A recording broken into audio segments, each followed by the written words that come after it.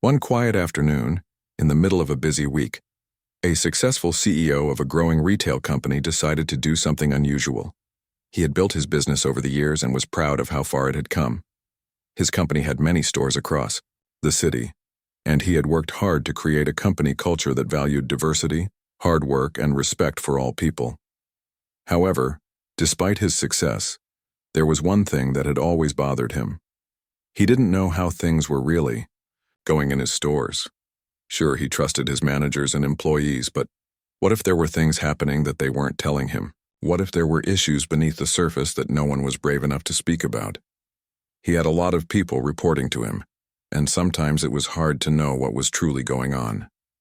So, that day, he made an important decision. He decided to go to one of his stores quietly without telling anyone. No one would know he was there, and he could see firsthand how things were running. He slipped into a simple, casual outfit, just a t-shirt and jeans, and left his office early in the afternoon.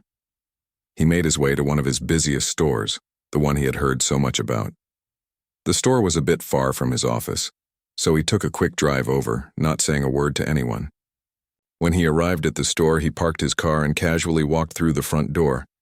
He had made a point to keep a low profile, not wanting anyone to recognize him. It was a bustling, busy place, with people coming in and out to shop. The store was filled with noise, the sounds of the registers, customers chatting, and the soft hum of background music.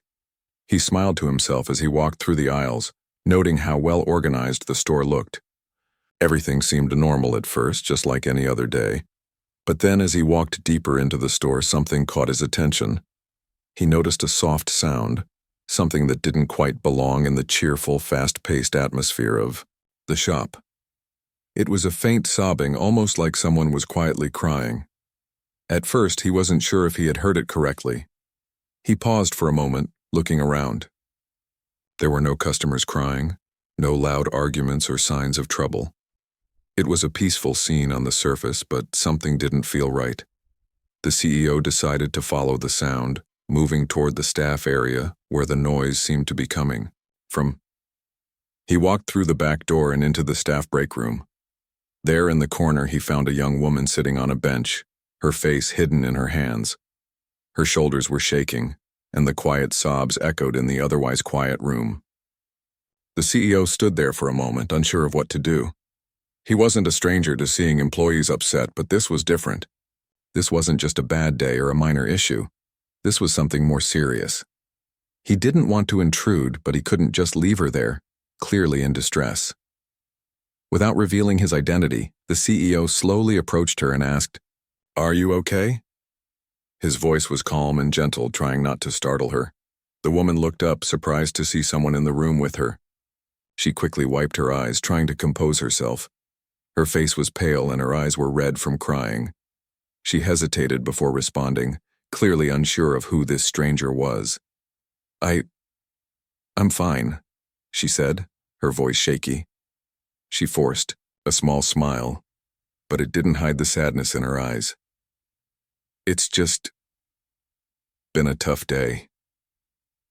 The CEO could see that she wasn't being honest, and something told him that this wasn't just about a bad day at work. He took a seat across from her, keeping a respectful distance.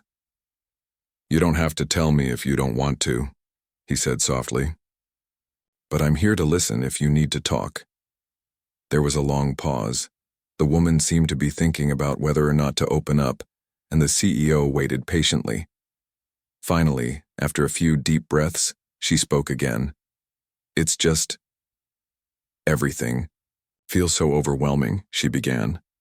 "I've been working here for months now, and it's been hard, really hard. There are days when it feels like nothing I do is good enough." She wiped her eyes again, trying to keep herself from breaking down further. "I love working here, but lately it's been so difficult to deal with the customers and even some of the staff." The CEO's heart sank. He had heard from other employees that the store had been busy, but he had never imagined it could be so challenging for the people working there. As she continued to speak, she explained that she had been on the receiving end of rude comments, both from customers and, surprisingly, even some co-workers. "It's not just a one-time thing," she said quietly. It happens almost every day and I'm tired of it." The CEO's mind raced. He had known that racism existed in many places, but he never thought it would reach his store, especially not in a place that was supposed to be welcoming to all. The cashier went on to explain how customers would sometimes make hurtful remarks about her appearance, about the way she spoke, and even about her background. It wasn't just a few isolated incidents.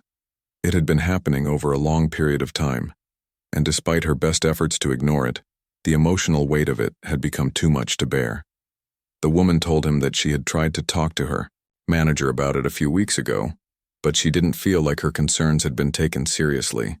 She felt dismissed and afraid that if she complained again, she would risk losing her job or being seen as a troublemaker. The CEO listened carefully, his mind processing everything she was saying. He couldn't believe what he was hearing. This wasn't just a small issue. It was a big problem that needed to be addressed, and fast. As the woman spoke, the CEO felt a mix of emotions. He was angry, upset, and most of all, disappointed that something like this had been happening under his watch. He had always worked hard to build a company that celebrated diversity, yet here was a young woman, a loyal employee, who had been treated unfairly. It made him realize how important it was for leaders to truly understand what was going on in their companies, beyond the surface-level reports and feedback. If he hadn't visited this store incognito, he may never have known. The CEO sat in silence for a few moments after the woman finished speaking. He wasn't sure what to say at first, but he knew one thing for certain. He had to act. He couldn't let this kind of behavior continue. Not in his store, not under his leadership. "I'm really sorry you've had to deal with this," the CEO said finally, his voice full of sincerity. "I promise you that we will do everything we can to make things right. You don't deserve this, and no one should be made to feel this way." The woman looked up at him, her eyes filled with a mix of surprise and hope. "Thank you," she said softly. "I didn't think anyone cared." The CEO stood up, feeling the weight of the situation. He knew what he had to do. No one else in the company would know who he was until later, but he had to make sure that her voice and the voices of all his employees would be heard. As he left the break room, he took one last look at the cashier. He knew he couldn't solve everything in one day, but he had made a promise to her and he intended to keep it. The journey toward change had just begun. The CEO stood quietly in the break room for a moment, reflecting on what the cashier had shared with him. He had come into the store expecting to witness the usual hustle and bustle, not to uncover something so deep, so troubling. He had expected to hear about typical workplace challenges, long hours, demanding customers, maybe even a few disagreements between employees. What he had heard, however, was something far worse, a pattern of hurtful behavior that had slowly chipped away at the cashier's confidence and peace of mind. It wasn't just a random instance, it was part of a larger problem, one that he had never anticipated. The CEO knew he couldn't ignore what he had just heard. He couldn't brush it off as a one-time issue. The situation had gone on for too long, and it was clear that the cashier's distress wasn't just a sign of personal struggle, it was a sign of a much bigger issue within the store, perhaps even within the company as a whole. What was happening to her could have been happening to others, and the CEO was deeply concerned that this behavior was being allowed to continue, unchecked. After leaving the break room, he decided to take immediate action. He didn't want to wait until the next morning or until a meeting could be scheduled. No, this was something that needed his attention right now. As he walked back into the store, he was faced with the chaos of a busy retail environment, shuffling customers, ringing cash registers, and the clatter of shopping bags. But despite the energy around him, his mind was focused on one thing: the cashier's words. The sound of her sobs still echoed in his head, and he could not ignore the urgent need to address the deeper problem he had uncovered. The CEO felt a wave of guilt wash over him. How had this happened right under his nose? How had he not noticed? He had always prided himself on knowing every detail about his company, but now he realized how easy it was for things to slip through the cracks, even in a well-run organization. He thought about his role as a leader, a person who should set the tone for how employees were treated and valued. He should have known about these problems long ago. He should have made it easier for employees to come forward with their concerns, to feel safe and heard. Now he was faced with a situation that demanded not only immediate action, but also a long-term solution. His first instinct was to go straight to the management team. However, he knew that would not be the best approach. He had to make sure that the problem was not just a one-off incident. He needed to understand the full scope of the issue and whether it was more widespread than just one employee's experience. The CEO knew that if he went to management first, he might not get the full picture.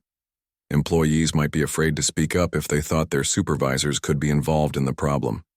He had to dig deeper, and he had to do it in a way that wouldn't intimidate or discourage others from sharing their own stories. It didn't take long for the CEO to come up with a plan. He would arrange a private meeting with the cashier, but this time, he wouldn't be acting as a stranger. He would introduce himself as the CEO of the company and assure her that her voice had been heard. He would also take the opportunity to ask her questions about her experience in a way that felt safe and open, allowing her to share everything she had been holding back. At the same time, he would start gathering information from other employees, using anonymous surveys and meetings to learn if anyone else had experienced similar issues. This was important. The CEO didn't want to rely on just one account. He wanted to hear from as many people as possible, and he wanted to make sure that the issue was addressed in a way that felt fair to everyone involved. As the CEO walked through the store again, he began to notice things he had missed before. Small signs of tension, subtle interactions between employees that seemed a little too distant or uncomfortable, employees who avoided eye contact with certain customers or who looked nervous when dealing with certain situations. Was this a sign of the deeper issues that the cashier had spoken about? He couldn't be sure yet, but the feeling that something was wrong lingered in the air. It wasn't just the cashier who was affected. There was something off about the atmosphere in the store. He could feel it. The CEO made his way to the front of the store, where he found the manager working behind the counter. The manager greeted him warmly, not knowing who he truly was. The CEO took the opportunity to ask a few casual questions, just to get a sense of how things were going on the floor. He wanted to hear about the store's operations, but also about how the team was functioning. As they spoke, the CEO couldn't help but wonder if the manager knew about the underlying issues or if they were unaware. It seemed like the manager was focused on the daily logistics of running the store, but there was no mention of employee well-being or any concerns about the work environment. The conversation, though polite and professional, only confirmed the CEO's suspicions. The manager seemed unaware of any serious issues affecting employees, and the CEO found himself questioning how closely the management team was truly involved in the day-to-day lives of their staff. It was becoming clearer to him that the leadership might not be seeing things that were happening right under their noses. It wasn't just about being busy. It was about making sure that employees felt safe, supported, and heard. After the conversation with the manager, the CEO stepped outside for a moment to clear his head. He realized that the path forward wouldn't be easy, but he was ready for the challenge. It was clear that he had a responsibility to address not just the incident with the cashier, but the broader culture within the company. He had to make sure that no employee would ever feel isolated or unsupported again. He also realized that he had to be transparent about what was going on. He couldn't just fix this behind closed doors. The entire company needed to be part of the solution. It wasn't enough to simply handle things on a case-by-case basis. The culture had to change, and it had to change from the top down. If he was going to make a real difference, he needed to set the example. His leadership needed to be a reflection of the values he wanted to see in the company, values like respect, inclusivity, and kindness. The CEO returned to his car and drove home that evening, his mind racing with ideas about what he could do next. He knew that it wouldn't be enough to just address the immediate issue. The company needed a cultural shift, and if he was going to lead that change, he needed to start with himself. He had to be brave enough to confront the uncomfortable truths that had been hidden for too long. It was the only way to ensure that his employees felt valued and safe no matter what. When he arrived home, he sat down at his desk and began to draft a plan. He would start by reaching out to the cashier to make sure she felt supported, and he would offer her any help she needed. Then he would take action with the rest of the management team, conducting a full review of store policies and employee training programs. It would be a long road, but the CEO was determined to make things right, no matter how hard it might be. He knew that leadership wasn't just about success. It was about making sure everyone was treated fairly and respectfully. And this was just the beginning of that journey. The CEO spent the next few days reflecting deeply on everything that had happened at the store. The more he thought about the young cashier's situation, the more he realized how complex the problem was. It wasn't just a one-time incident of a customer or a coworker being rude. What he had uncovered was a deeper issue, a culture that allowed negativity to seep through, an environment where some people felt overlooked and others felt too fearful to speak up. His own company, the one he had worked so hard to build, wasn't as perfect as he had imagined. Despite all his years of experience in the business world, he now found himself facing a dilemma that many CEOs before him had likely faced. What should he do next? How should he address the problem without making things worse? He didn't want to make rash decisions, but at the same time, he couldn't afford to sit back and wait for things to improve on their own. His reputation, and more importantly, the well-being of his employees were at stake. The first step, he decided, was to reach out to the cashier personally. He wanted to show her that he truly cared, not just as the CEO of the company, but as a human being. He was aware that the past few days had likely been very difficult for her. She had opened up about her struggles, and he wanted to make sure she knew that he was committed to finding a solution. He felt a responsibility not only to her, but to all his employees. His job was not just to run a successful business, but to create a space where people could feel safe, valued, and heard. He called the store the following day and asked for the cashier by name. The manager, who had no idea that the caller was the CEO, quickly connected the two. When the cashier answered, she sounded a bit surprised. She had probably expected a call from her manager or HR, not someone from the higher-ups. But the CEO's voice was warm and calm, and he introduced himself. "I'm the CEO of the company," he said, "and I wanted to personally check in with you. I know the past few days have been difficult, and I want to make sure you're okay. You matter to us." There was a long pause on the other end of the line.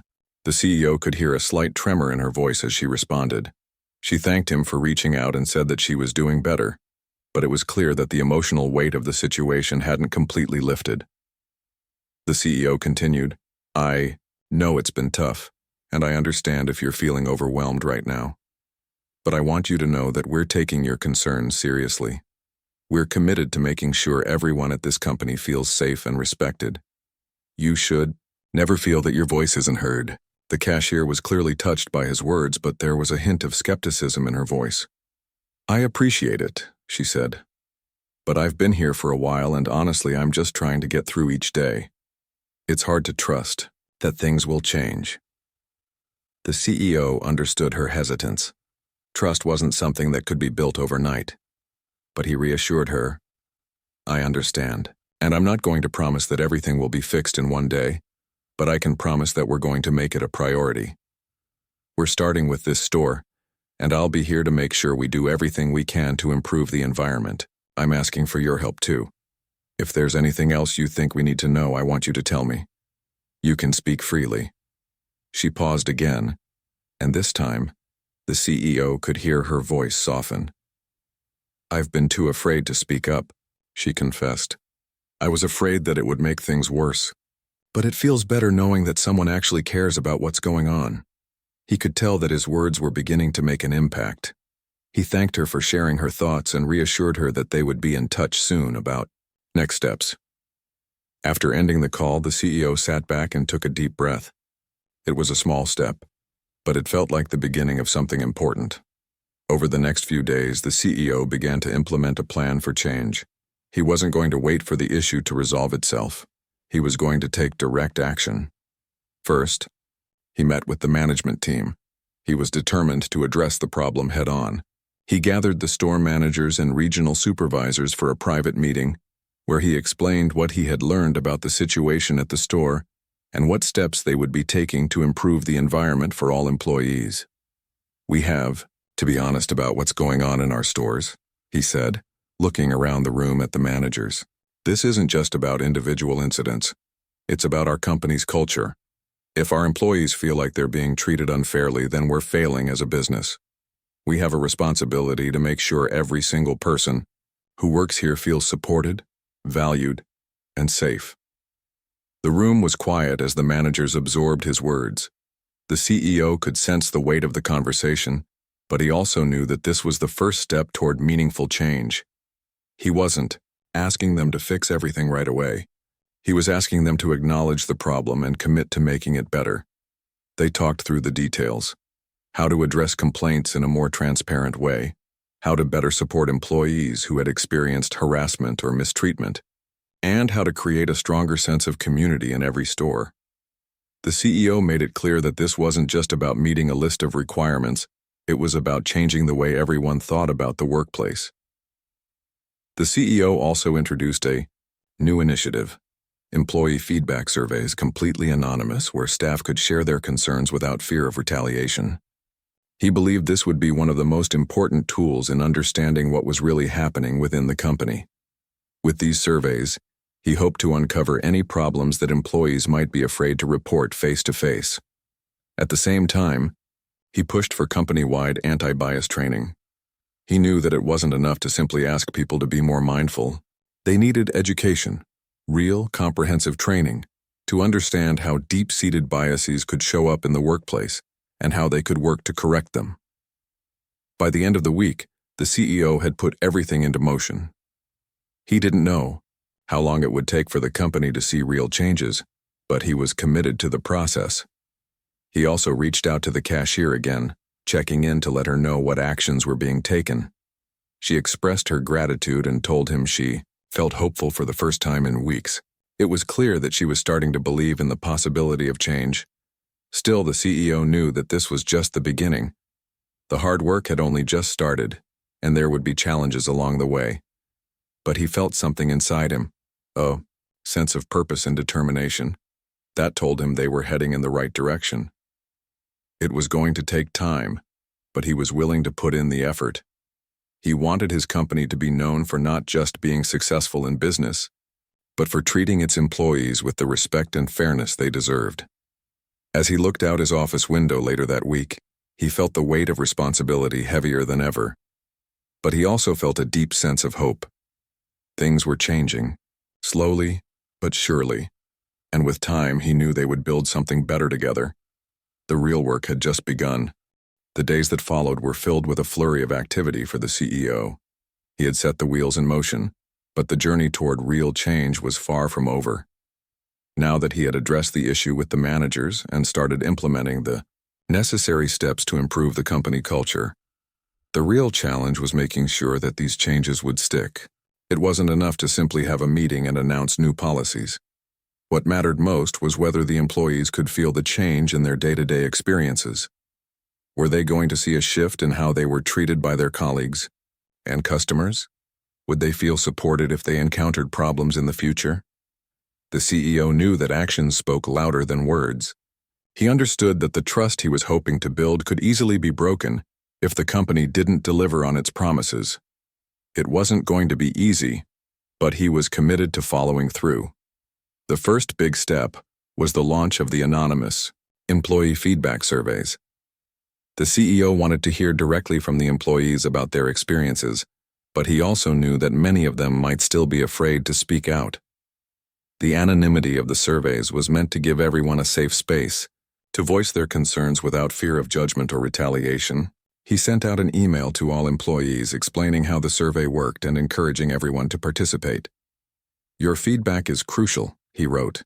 "This is your chance to tell us what's working and what needs to change. No one will know who submitted the responses, so please be honest and open. We are here to listen." It wasn't long before the surveys started coming in. The CEO and his team reviewed them carefully, making sure to analyze the responses thoroughly. There were patterns starting to emerge, And while some of the feedback was positive, a lot of it mirrored the same concerns that the young cashier had shared. Several employees spoke about feeling uncomfortable or unsupported, not just by customers, but by certain members of the management team as well. A few mentioned that they had experienced subtle forms of bias or exclusion, whether it was in the way they were treated during team meetings or the way their ideas were dismissed in favor of others. The CEO felt a wave of sadness and frustration as he read through the responses, but he knew that this information was invaluable. It wasn't easy to hear, but it was necessary. One of the most common themes was the need for more open communication. Employees wanted a stronger sense of connection with management, and they wanted to feel that their voices were being heard, not just during surveys or official meetings, but on a daily basis. The CEO took note of this. He realized that while he had been focused on policy changes and new initiatives, the real key to long-term success was making sure that the company fostered an open, transparent environment where everyone felt comfortable speaking up. In response to the feedback, the CEO announced a new series of town hall meetings, informal gatherings where employees could ask questions, share concerns, and discuss what was going well and what could be improved. The town halls were designed to break down the barriers between employees and upper management. The CEO wanted to make sure that everyone, from the frontline workers to the senior executives, felt like they were part of the same team, working toward the same goal. The first town hall was scheduled for the following week. The CEO, feeling a little nervous but determined, prepared his speech. He wanted to address the concerns head-on and make it clear that this wasn't just about changing policies on paper. It was about creating real change in the culture of the company. He needed everyone to understand that they were all responsible for making the company a better place for everyone. When the day arrived, the CEO stood in front of a small group of employees, including managers, cashiers, and floor staff, all seated in a casual setting in the break room. The room was filled with an air of anticipation. The CEO could sense the nervousness in the room. Everyone was eager to see if he would truly live up to his promises, or if this would just be another speech. He began by thanking everyone for taking the time to attend and for their hard work every day. He acknowledged that the company had achieved great success, but he also emphasized that there was still work to be done. "I know that things haven't been perfect," he said, looking around the room. "And I want to make sure you know that I'm listening. We are not just going to talk about change, we're going to make it happen." The CEO went on to explain the new initiatives that had been put in place: the anonymous feedback surveys, the anti-bias training, and the revised employee support programs. He also introduced the town hall format as a way for employees to speak up and engage in a dialogue with management. "I want to hear from all of you," he said. "If you're uncomfortable speaking in a big meeting, feel free to write it down, or you can reach out to me directly. This is about creating a company where you feel safe, valued, and heard." As he spoke, he saw a shift in the room. Employees began to relax a little. It was clear that they were still cautious, but they appreciated the honesty in his words. The CEO continued, explaining that he was fully committed to making sure that every employee had the tools and resources they needed to succeed. "This isn't just about policies on paper," he said. "This is about a culture of respect. We will not tolerate discrimination, and we will not tolerate disrespect in any form. I want you to feel like you can be yourself here, without fear of judgment." After his speech, the floor was open for questions. At first there was some hesitation, but soon employees started to raise their hands. The CEO was relieved to see that people were actually engaging. They asked about the steps being taken to improve the customer experience, how they could be involved in the decision-making process, and what the company was doing to support employees who might be struggling with mental health or burnout. The CEO answered each question thoughtfully, always keeping the tone calm and open. He thanked everyone for their honesty and assured them that their concerns were valid. The meeting ended on a positive note, with employees feeling that they had been heard. The CEO felt a sense of accomplishment, but he knew that this was just one small step in a much larger journey. He couldn't expect everything to change overnight. He couldn't expect people to suddenly trust the process. But he had made the first move toward transparency and accountability. Now, it was up to everyone in the company to follow through. Over the next few weeks, the CEO continued to stay involved, attending more town hall meetings and checking in with employees. He also kept in close contact with the managers, encouraging them to engage more directly with their teams. Slowly, but surely, he began to see a shift in the company's culture. Employees were starting to feel more comfortable opening up, not just to him but to their fellow team members. There was a sense of unity building, a feeling that they were all in this together. The CEO knew that the road ahead was long and that change wouldn't happen instantly, but he was committed to the process. He knew that as long as he kept his promises and continued to lead with integrity, the company would evolve into something better, something stronger. It wasn't just about improving policies or increasing profits. It was about creating a company where people felt like they truly mattered, no matter their role or background. The journey was far from over, but with every small victory, the CEO felt more confident that they were on the right path. He had seen the power of one person's voice, and he knew that together, they could create a place where every employee could thrive. As the weeks went by, the CEO found himself feeling more hopeful about the direction the company was taking. The changes that had begun to unfold were not just improvements in policy, but shifts in the very culture of the workplace. Slowly but steadily, the atmosphere was transforming. Employees were beginning to feel more heard, more supported, and more connected to the company's mission. There was still a lot of work left to do, but the CEO could sense that the foundation was being laid for something stronger and more inclusive. The feedback from the employees continued to come in, and it was overwhelmingly positive. Employees appreciated the open-door policy, the town hall meetings, and the transparency that had been brought into the process. They felt that their concerns were no longer being dismissed or overlooked. For many, the feeling of being heard was a powerful first step in rebuilding trust. There was an undeniable shift taking place. For the first time, people felt like they were working for a company that truly cared about their well-being. The CEO kept a close eye on the results of the feedback surveys and the ongoing town halls. He was determined to stay on top of the situation and to ensure that the momentum didn't fade. There were moments when he felt exhausted, wondering if the changes were happening fast enough. He had expected it to take time, but the progress was often slower than he had hoped. However, every time he heard an employee share a positive experience or express gratitude for the company's efforts, he was reminded of why he was doing this in the first place. One afternoon, the CEO received a letter from the same young cashier he had spoken with weeks earlier. She thanked him for the changes that had been made and for taking the time to listen to her. The letter was heartfelt and sincere. But what struck the CEO the most was the way it ended. The cashier said that for the first time in months, she felt proud to work for the company. She had gained a renewed sense of confidence, and while the journey wasn't over, she could see a light at the end of the tunnel. The CEO's heart swelled with pride as he read her words. He had known that the changes would make a difference, but seeing the impact on someone's life so directly was both humbling and motivating.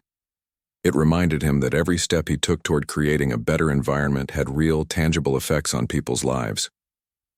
This wasn't just about improving customer service or increasing profits. It was about making a difference in the lives of the employees who made the company what it was. The CEO decided to take a moment to reflect on everything that had happened. When he had first walked into that store incognito, he had never imagined that it would lead to such a deep and transformative process.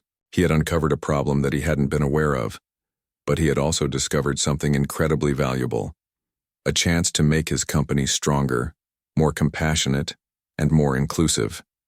It wasn't always easy, and there were moments of doubt, but he had kept going because he knew that the right thing to do was to act.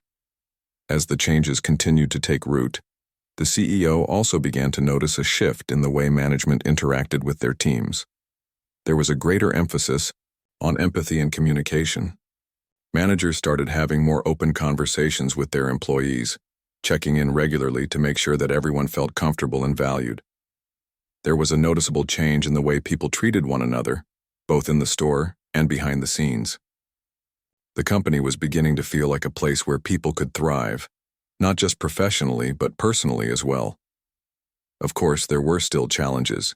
No transformation was ever without its bumps along the way. Not everyone was on board with the changes at first, and there were some who resisted the new approach.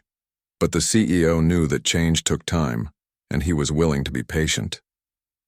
He continued to lead by example, showing up for his employees, listening to their concerns, and committing to the long-term work that was required to create a truly inclusive environment. One of the most encouraging signs of progress came during the next round of feedback surveys. The responses showed a marked improvement in employee morale. More employees reported feeling valued and respected, and there were fewer complaints about workplace issues. While there were still areas that needed improvement, the overall tone of the surveys was much more positive. The CEO could see that the company was on the right path, even if there was still a long road ahead. He knew that true success wouldn't come from making quick fixes or focusing solely on profits. The real success was in creating a workplace where every person, regardless of their background or position, felt like they belonged. The company's values were no longer just words on a page. They were being lived out every day in the actions of the employees and leadership alike. The CEO could see that these changes were making the company stronger, not just internally, but externally as well. The company's reputation was improving, and customers were starting to notice the positive changes in the store environment. It wasn't just the employees who were benefiting. The entire company was evolving. In the weeks that followed, the CEO took a moment to revisit the store where it all began, the one where he had found the cashier crying. When he walked through the doors again, he was greeted by a different atmosphere. There was a sense of energy in the air, a renewed sense of purpose. Employees were smiling, customers were being greeted with warmth, and there was a feeling of community that hadn't existed before. The store still had its challenges, but the change was palpable. The CEO found the cashier who was working behind the counter. She smiled when she saw him, and he could tell that she was no longer carrying the weight of the world on her shoulders. She seemed more confident, more at ease. The CEO took a moment to thank her personally for being the catalyst for the changes that had taken place.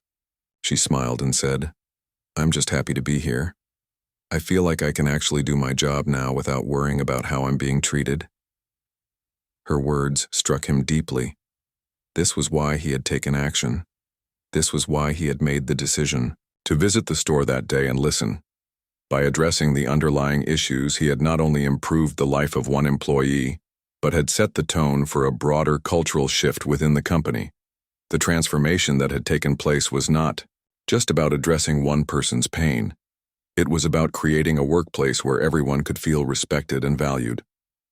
The CEO left the store that day with a sense of pride, knowing that he had made a difference. The company was still on its journey, but it was now a company with a heart, a place where employees could thrive, where diversity was celebrated, and where the workplace culture was one of inclusion and respect. He knew that the work wasn't finished and that there would always be room for improvement, but as he looked back at how far the company had come, he felt confident that the future was bright. The journey had been difficult, but it had been worth every step. With each passing day, the company was becoming a place where everyone had the opportunity to succeed, and that was the most important goal of all.